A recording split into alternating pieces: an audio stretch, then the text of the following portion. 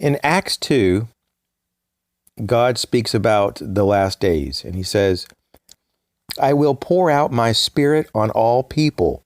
Your sons and daughters will prophesy. Your young will see visions. Your elders will dream dreams. Even upon my servants, men and women, I will pour out my spirit in those days, and they will prophesy. I will cause wonders to occur in the heavens above, and signs on the earth below, blood and fire, and a cloud of smoke. The sun will be changed into darkness, and the moon will be changed into blood, before the great and spectacular day of the Lord comes, and everyone who calls on the name of the Lord will be saved. So, my friends, let's just kind of go through this line by line and just kind of create some context, just so that we can kind of get a little bit better handle on this. Sometimes it's really good to go line by line. So what is God saying about all this? So let's go start at the beginning again. I will pour out my spirit on all people. So God is spirit, and his spirit is love. So in a way, you could actually say, I will pour out my love on all the people. So what happens when you get an infusion of God's love? Well, it builds you up, doesn't it? It gives you a lot of strength and probably a lot of clarity too. And you feel, once again, that you're a part of something. You know, when you're loved, you know that you're like, a part of something larger than you are. So that seems to be very important here, that God's trying to tell us that, hey, you're not going to be alone. In the end times, you're not going to be alone. I'll be there with you. I will pour out my spirit on all the people. I will be with all the people. And if you want to reach out to me, and if you want to accept this gift of love, I'm right here, So that's really nice. The next part, it says, your sons and daughters will prophesy, your young will see visions, and your elders will dream dreams. And what do we see? A lot of people having the same dreams now about the future. And so is that a coincidence? I don't think so. And so why is it important, though, for people to prophesy or to have visions and dreams? Well, I think it's because it's a foretelling of the future, to prepare us for the future. And also people want to share their experiences, right? Because these experiences have value. They have worth. There's something to it. They're just not, they're not normal. They're not ordinary. There's something different about these, right? It's just different than a regular dream.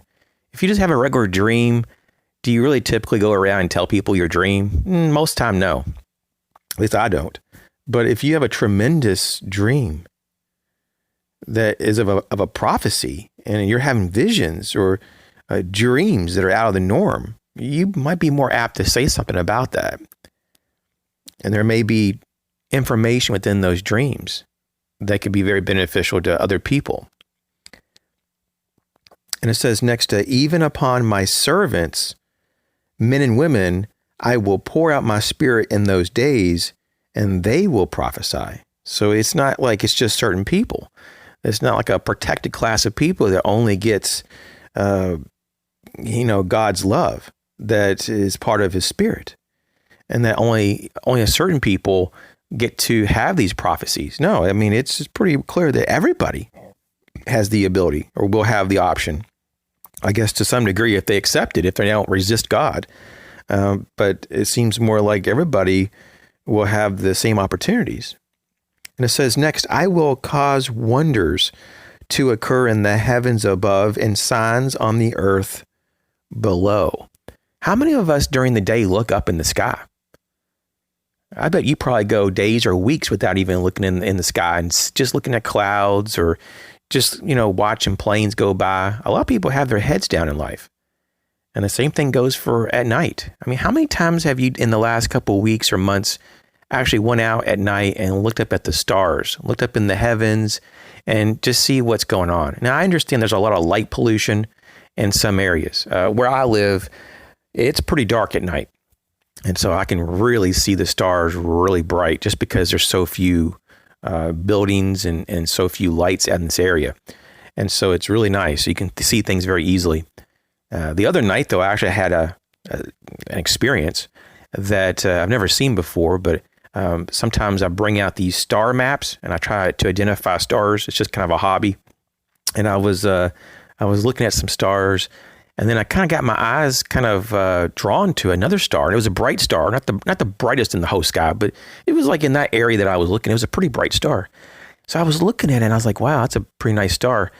And then all of a sudden it moved down, and it kind of had this wiggle to it, kind of wiggled side by side, side to side a little bit. And then but it was moving down really fast, like way faster than a plane. And it certainly wasn't a meteor or part of a meteor shower. I know what they look like. I definitely watch all those meteor showers on a regular basis. So I'm really familiar with those. But this was just like a regular star that was way up there, way, way beyond a plane. I mean, this was like up in the actual, like the plane that you would see other stars. Like it's up there. It's out there in the outer space. And this darn thing wiggled and moved down at a very high rate of speed. It stayed, white. It was a bright, clear white the whole time. It didn't like pulsate or blink or nothing. It just stayed consistently, the same output of light.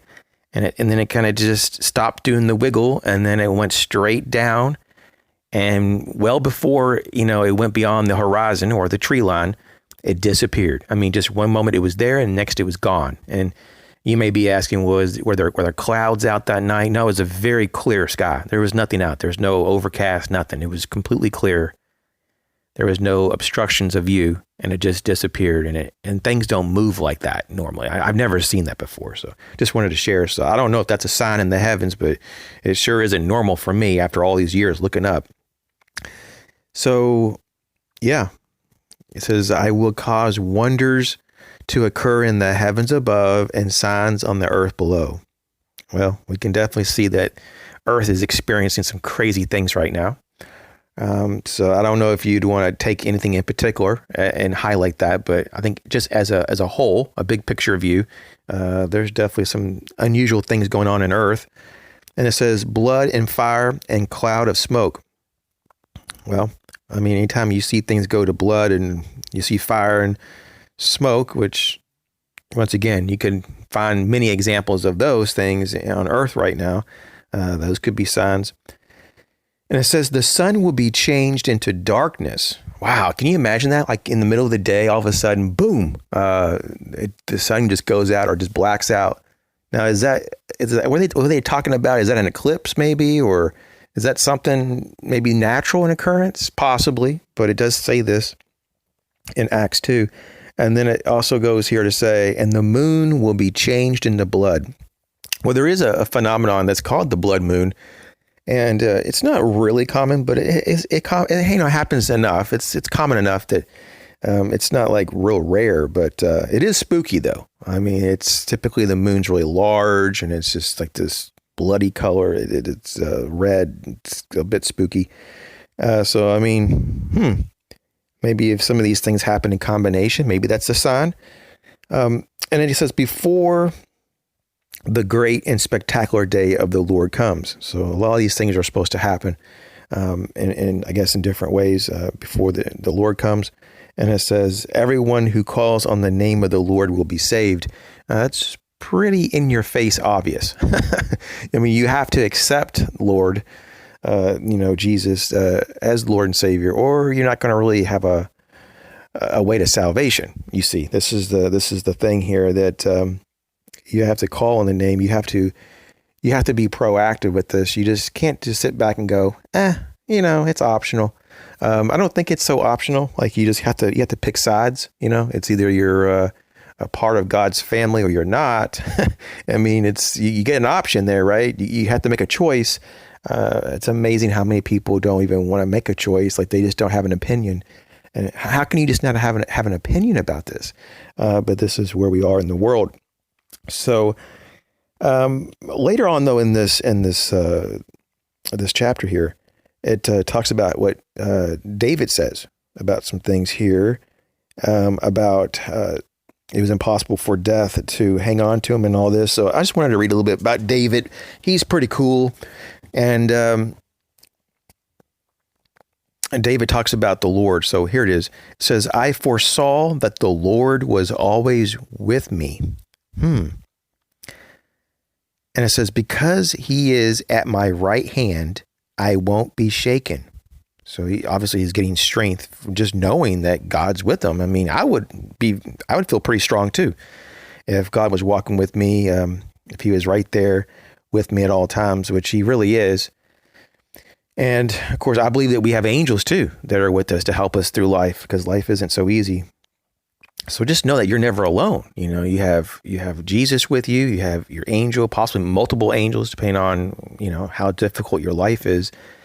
It's amazing, and possibly even like the saints of heaven. You know, I mean, we're all saints, you know, in terms of like those that are in the body of Christ. But in terms of those people that lived, you know, that were saints and that have gone to heaven, that are in the kingdom of God, that's what I'm referring to, those kind of saints. But, you know, we also are sometimes lucky to even have living saints, you know, in our midst to help us through life, which is even, you know, that's awesome as well. It's like a double awesome. And it said here that David was talking about, therefore, my heart was glad and my tongue rejoiced. Yeah, I mean, I'd be really happy too if the Lord was with me, like, you know, and of course he is, but to really know it, you know, and that, you know that he's right at your right hand. I mean, I don't know what else to say. So he was very excited. It says, my heart was glad and my tongue rejoiced. Moreover, my body will live in hope. So, I mean, he's got hope from all this. I mean, how can you not? If you know that Jesus defeated death, then man, what else do you have to worry about? Especially if the person who defeated death was right there with you, and you know, you're part of his body, you're part of the you know, the body of Christ, you know, I mean, then you have eternal salvation as well. I mean, it's a win-win. Moreover, my body will live in hope because you won't abandon me to the grave. Yeah, he won't abandon you in death, nor permit your Holy One to experience decay. So you're never going to just disappear and become nothing. You have shown me the paths of life. Wow. Can you imagine being shown that though? Like, and of course, I'm not sure the exact context of this particular sentence, but it seems like the paths of life, like he probably was shown, like, you know, the paths that led to evil and darkness and those who led to glorification and to sanctification. And then, you know, you have like all these options in life. And I mean, it's amazing, you know, how many choices we have. It says, your presence will fill me with happiness. And we all seek that, right? We all just want to be happy, and we want to be comfortable, and we want to, you know, to be in truth.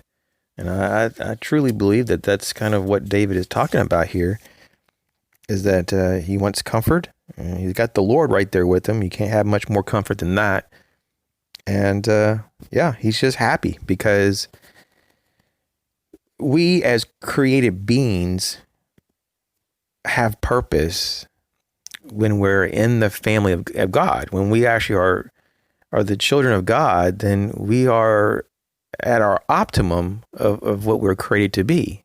And so, yeah, you can't help but to not be happy when you're actually doing your purpose, when you're being your purpose. And what God's asking, and it's actually quite simple when you kind of boil it down, is that, hey, you know, just accept me, accept my help. I'm here to help you every day, right? And don't be so rebellious. There's no need to fight me. You know, that's what Jesus, I think, is saying to a lot of us, is don't fight me, and just be happy. Just be happy as much as possible until, you know, this life is over, and it's a very short period of time. And don't get lost in all of the craziness that goes on in the world. So there's great comfort to be had, right? There's great comfort to be had when you know on all levels that this life is just a blip on the radar screen, and that you are going to be filled with happiness eternally, for eternal times. I mean, I can't even understand that, but infinitely, you are going to be in the presence of God and filled with God, and it's just eternal salvation. And, and the thing about this is a lot of people say, well, isn't that going to be boring though? It's going to be really boring just to be up in heaven and sitting on some clouds, singing songs. I mean, I think it's kind of laughable though, like how people like say things like that. I mean, that's so ridiculous. We'll probably have a job and a purpose and everything up there in heaven, and we'll probably just do everything for the glory of God. I mean, it's just so funny how people are so negative. They can even turn heaven into hell. I mean, it's like, what? I mean, it's just like, okay, maybe people just don't realize how wonderful it's going to be. I mean, so you think an eternal existence in bliss and then in the presence of God's love is going to be like horrible? Like, I mean, really? I mean, you can kind of tell how people's minds are tormented in the modern day when people think like that. Because I get people telling me that all the time. Boy, it's going to be so boring. I'll be wanting to do something different, and I don't want to be just hanging around heaven. I'm just like, well, I mean, that's just crazy, I mean, what's better than heaven? I mean, you gotta think though, probably our best moments on life isn't even touching even a little bit of how wonderful it's always going to be in heaven.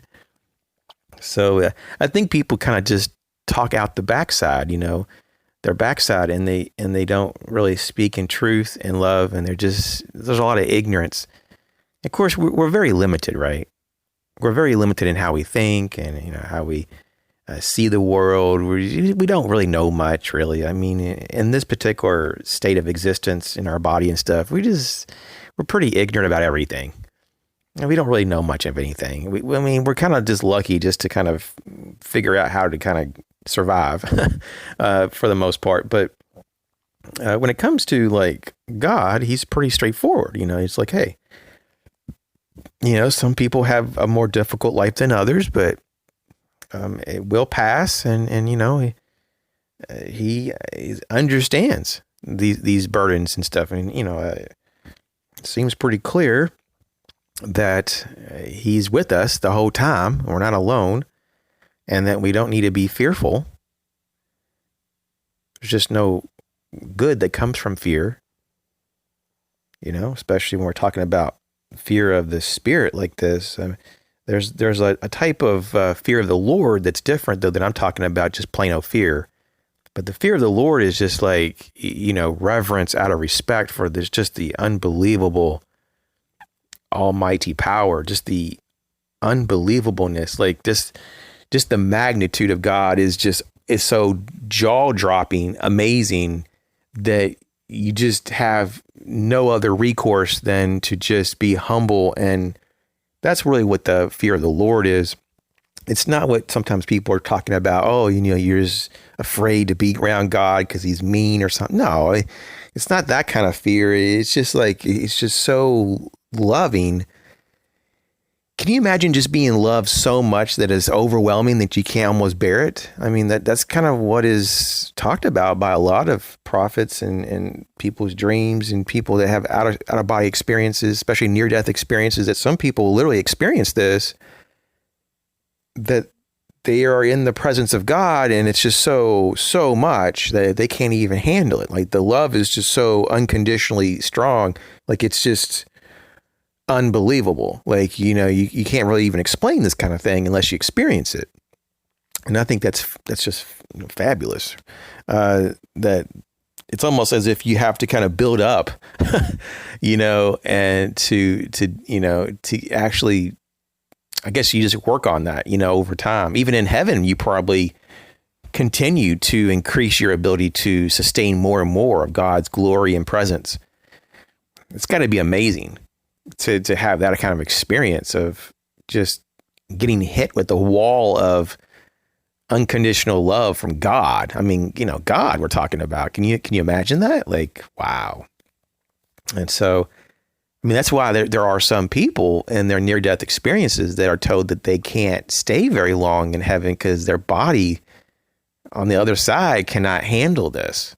Even though they're there in spirit, the spirit apparently still affects the body, and that the body would die because it's not meant to actually handle the glory and love of this level from heaven. At least that's from how I understand it.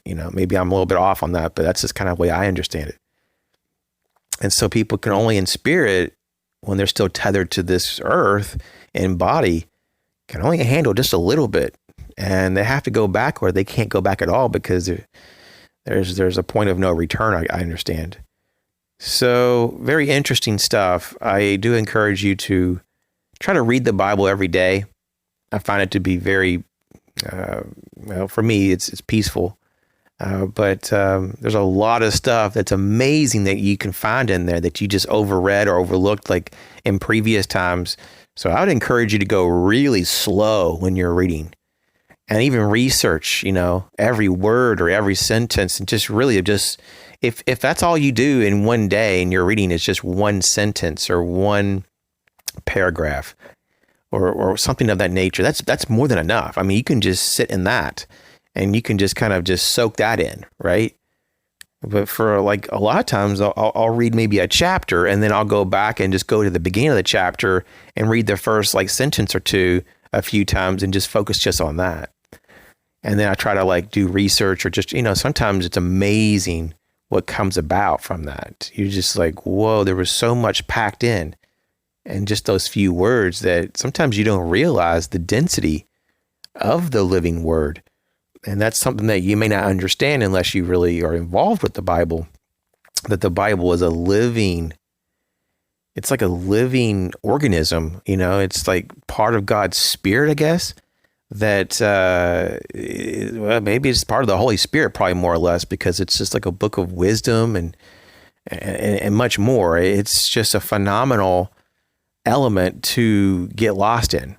And so it's almost like as you get lost into the Bible, you kind of get lost in the Spirit of God, because that's, you're making an effort, obviously, to understand God, which is very, very complicated and probably very simple at the same time. And I think a lot of things are kind of comical too, like, how God does certain things. I think that he's probably a comedian, in a good way. I mean, just look at creation. Look at some of the funny things he does in creation. I think he's got a real good sense of humor. And I think we don't want to overlook that. I mean, just look at what some of the animals look like here on Earth. I mean, they're kind of funny to look at. And then some of the creatures that are somewhat of more companions for humans, like certain dogs. I've been around certain dogs recently that are just so hilarious. They do some of the silliest things, or even cats. The cats are really silly. And of course, God created all these things. And this is where we have to step back and go, okay, science has kind of gone off the deep end. I mean, this whole atheistic, Darwinian, craziness. I mean, it's like, okay, keep your mind open to it, but at the same time, it doesn't jive with reality. We don't see all this happen. We don't just see spontaneous things like life just comes about. And so when you get down to brass tacks, science is trying to tell us through chance that rocks broke down and those minerals over long periods of time in some kind of like body of water created amino acids and other types of building blocks of life. And that maybe electricity, like bolts of lightning, or various currents and vents of warm water or hot water over a long period of time created the first living organism. Like, that's a big jump. That doesn't just happen, though. That's just so ridiculous. That's just so ridiculous. And there really is no proof whatsoever. I mean, zero proof that that's how life comes about. And it's never been seen before. It's just, that isn't how it works. And there's like so much information that actually goes against, the theories of mainstream science these days when it comes to like the beginnings of life. I think it's comical, really. And I certainly don't believe almost any of it. It's just ridiculous. And I'm a person that went to State University for like 7.5 years full time with multiple degrees. And I'm here to tell you that it's just freaking ridiculous to believe some of this stuff that we're told. And so then we're told, of course, this single organism, this little like amoeba, a single cell amoeba, is like supposed to have evolved into like everything that is life, including the plants and all the animals, and then even us. It's like everything came from this. Really? I don't know. I don't see any evidence of that either. It's just amazing. And then of course you had those people that are into genetics, and and they're like, oh, but you can follow the genetics, and the thing is so crazy is that the genetics of life is all very similar. So when they're trying to say, oh, we're like so close to monkeys or whatever, chimpanzees and so forth. Yeah, but we're also like really close to pigs too. That's why we can use pig hearts and stuff, their valves and stuff. I mean, it's just so crazy. So, I mean, it seems like some people just pick and choose, right? About like our genetics and all this, and trying to make these connections that aren't really there. And we're all God's creation. It's just mind blowing that some people are so in denial. All you have to do is just look around, open your eyes and your ears, and just look around and go, oh my gosh, look at the world. It's fabulous. This is the handiwork of God. I mean, there's no other conclusion that can come close. I mean, just look at the complexity. And I mean, on any level, we don't have to even go to like a subatomic particle level. We can just go on the macro level and just look around with our own eyes and go, whoa. I mean, just look at this ecosystem, look at the sky, look at everything, look at all this. I mean, everything is just mind blowing. Everything on Earth is mind blowing. And then if you can even get to the point of looking outside of the Earth and looking up in the sky at night, and you have all these stars and you have galaxies, and you have all this incredible amount of just such a large, vast, amazing universe. Of course, we don't really even know how large the universe is. We speculate that it is somewhat contained, but we don't have a clue. Once again, the theories change almost weekly. And I used to follow that like really, really closely. And you know what basically came about is that it's all circular. It's just whatever trends in science, it tends to be what they preach. And so it's like they have their own religion, mainstream science these days. And it's not really that scientific either anymore, like it used to be. It's more like a cult, like an atheistic cult. And I think we have to be real careful to make sure that we're getting real science and not just a bunch of atheistic theories about how things, should be according to certain people rather than how they are.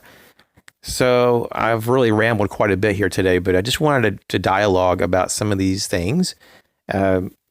Sometimes it's kind of fun to just kind of free associate in a video and just kind of see where, things take you. And so we definitely got off the path there, but I hope you enjoyed it. You guys take care.